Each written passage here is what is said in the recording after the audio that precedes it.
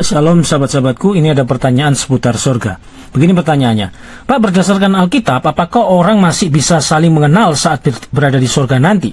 Oke, baik, jika itu pertanyaannya, maka begini jawabannya. Alkitab memberikan beberapa petunjuk tentang apakah orang masih bisa saling mengenal di surga, meskipun tidak ada jawaban yang definitif ya. Nah, untuk dapat membantu kita memahami hal tersebut, berikut ada 3 hal penjelasan dari saya. Yang pertama, pengenalan yang diperbarui. 1 Korintus 15 ayat 51-53. Ayat ini menjelaskan bahwa tubuh kita itu akan diubah menjadi tubuh rohani yang tidak fana di surga. Nah, hal ini menunjukkan bahwa pengenalan kita terhadap orang lain mungkin berbeda dari di bumi. Namun, bukan berarti kita tidak akan mengenal mereka sama sekali. Kemudian Filipi 3, 20-21. Di sini Rasul Paulus berbicara tentang bagaimana tubuh kita akan diubah menjadi serupa dengan tubuh kemuliaan Kristus. Ini menunjukkan bahwa kita akan memiliki tubuh yang sempurna dan mulia di surga, yang mungkin mempengaruhi cara kita melihat dan mengenal orang lain.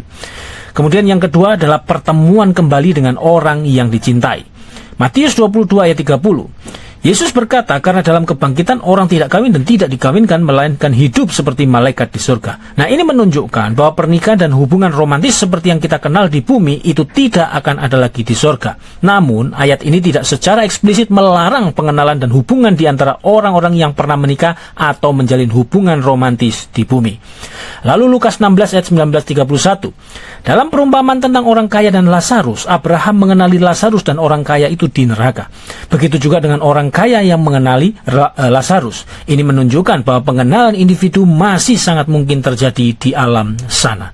Yang ketiga, fokus pada hubungan dengan Allah. Wahyu 7 ayat 9-17. Di sini Yohanes melihat kumpulan besar orang-orang dari segala bangsa di surga. Mereka memuji Allah dan anak domba, Yesus maksudnya ya. Ini menunjukkan bahwa fokus utama di surga adalah menyembah dan memuliakan Allah. Hubungan dengan orang lain, meskipun ada, itu akan berada di dalam konteks persekutuan dengan Allah. Kesimpulannya, 1. Alkitab tidak memberikan jawaban yang jelas dan pasti tentang apakah orang masih bisa saling mengenal ketika di surga nanti. Namun, berdasarkan ayat-ayat dan penjelasan yang sudah saya berikan tadi, itu menunjukkan bahwa pengenalan mungkin saja terjadi dan ada, tetapi tentunya dalam bentuk yang berbeda dari di bumi. Kedua, fokus utama di surga adalah hubungan kita dengan Allah, dan semua hubungan lain akan tunduk pada hubungan itu.